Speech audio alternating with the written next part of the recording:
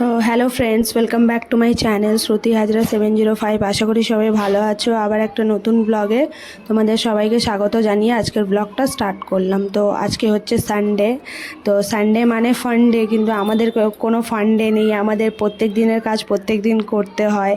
তো তাই কাজ নিয়েই চলে আসলাম প্রত্যেক দিন। এবার হচ্ছে আজকে একটু আলাদা দেখালাম। প্রত্যেক দিন তো ধরো বিছনা গুছানো থেকে স্টার্ট করি, তো তাই ভাবলাম আজকে একটু আলাদাভাবে দেখাই। তো আমি ওইখানে কাপড় জামা মেলি, ওইগুলো তো কোনো বলি কিন্তু আমি দেখাই না। তো ভাবলাম এরকম করেই স্টার্ট করি, আজকে স্টার্ট দিই।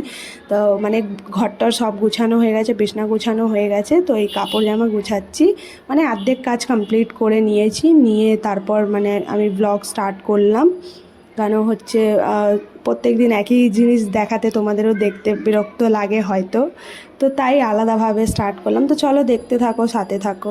সেরকম কোনো কাজ দেখালাম না, অর্ধেক থেকে স্টার্ট করলাম। তো হয়ে গেছে আমার ঘরটার গোছানো, আর ভাতও হয়ে গেছে দেখাচ্ছি। আর এখন রান্না বাকি আছে, কালকে রান্না হয়ে গেছিলো, আজকে রান্না বাকি আছে। শুধু ভাতটুকুনি হয়েছে, তরকারি করতে হবে। তো কাজবাজ করি, অনেকটা বেলা হয়ে গেছে। কি রান্না করব দেখি, এখন দোকানে যেতে হবে। এখনও আমি আনতে যাইনি কিছু। তো গুড মর্নিং তো বলাই যাবে না, 1টা বাজে। গুড আফটারনুন সবাইকে। তো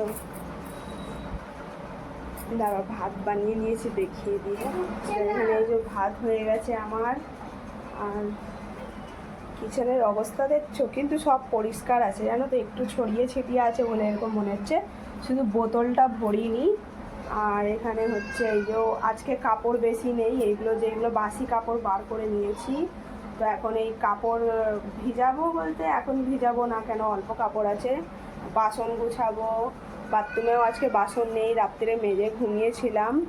তো এই সবই কাজ বাকি আছে। আর তরকারি করতে হবে, তো করে নিই, চলো পরে আসছি। আর এখানে মেয়েকে দিয়েছিলাম ড্রয়িং প্র্যাকটিস করতে, ওর ম্যাম আসবে সন্ধ্যেবেলা, তাই ও প্র্যাকটিস করে সব গুছিয়ে রাখছে। তো অনেকটা বেলা হয়ে গেছে, রান্না বান্নার ব্যবস্থা করি, যাই। কি রান্না করব অবশ্যই দেখাবো, চলো দেখতে থাকো, সাথে থাকো, আবার পরে আসছি। আবার বলেছিলাম একটু পরে আসবো, তো অনেকক্ষণ পরেই আসলাম। এই যে এখানে চিকেন কষাচ্ছি, আর এখানে এই যে আলু ভেজে রেখেছি, দেবো চিকেনটা কষানো হয়ে গেলে। তো রান্না এখন প্রসেসিংয়ে চলছে। তো এখন হচ্ছে, আগে আমি না ওই স্টিলের আমার ছোট কড়াটা আছে, ওইটাতে করছিলাম। তো আমি ভেবেছিলাম যে মানে 1 কিলো চিকেন আছে, তো ভাবলাম যে ওর মধ্যে কষিয়ে নেব শুধু চিকেনটা, কষিয়ে এর মধ্যে ঢেলে, এই কড়াই ঢেলে আবার মানে আলু দিয়ে একটুখানি চালিয়ে। তো তারপরে দেখছি যে মানে ওই কড়াতে হচ্ছেই না, মানে চালাতেই পারছি না, খুন্তি নাড়তেই পারছি না।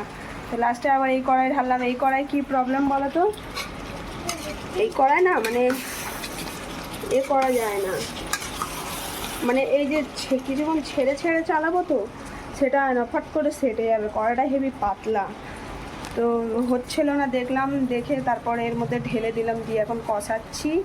কষিয়ে তারপরে এদের রান্না সরালে আবার আমি ইন্ডাকশান মুছবো। মুছে এবার আমার জন্য কি বানাবো আমি বুঝেই পারছি না এখনও ভেবেই চলেছি যে কি বানাই আমার জন্য। তো দেখি, ভাবি কি মনে আসে, না হলে আলু ভাজাই করে নেবো, আর কি করবো। তো কী বানাবো বুঝে পারছি না, তো দেখা যাক কী বানাই। চলো রান্নাবান্না কমপ্লিট করি, কাজবাজ করি, দেখি আবার কখন আসতে পারি। ঠিক আছে, আসবো। তো চলো একটু পরে আসছি। হ্যাঁ, এখন অনেক কাজ। তখন দেখিয়েছিলাম বাথরুমে কোনো বাসন ছিল না, এখন আবার রান্না করতে করতে এতগুলো বাসন বেরিয়ে গেল জানো তো। রান্না করতে করতে অতগুলো বাসন বেরিয়ে গেল। আর কাজ তো এখন পড়েই আছে, ঘর মোছা সব পড়েই আছে। মেয়েটা চান করে নিল, তো বললাম যা গিয়ে চান করে নে। তো চলো পরে আসবো, কেন মাংসটা আবার চালাতে হবে, দেখো তলা ধরে যাচ্ছে।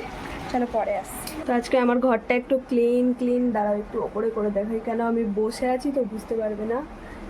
ক্লিন দেখা যাচ্ছে। আর এই যে আমার মেয়েকে চুল টুল বেঁধে দিয়ে একটু মানুষ করে দিলাম, দুধ চকস খাচ্ছে। আর এখানে আমি চা বানিয়েছি, চা খাচ্ছি। তো চলো খেয়ে নিই। पैसा देंगे ना, तेरी माँ का इलाज नहीं हो पाया। मेरे पास 50,000 होते ना तो मैं अपनी माँ का इलाज करवाती, तुझे नहीं देती। চলো আজকের মতো ভিডিও এতটাই। ভালো লাগলে লাইক কমেন্ট শেয়ার করো, চ্যানেলটাকে সাবস্ক্রাইব করো আর আমাকে সাপোর্ট করো। আর কি খেলাম দেখালাম না, ওই দুপুরের সেমি খাওয়ার ছিল তাই দেখালাম না, শুধু রুটি করলাম।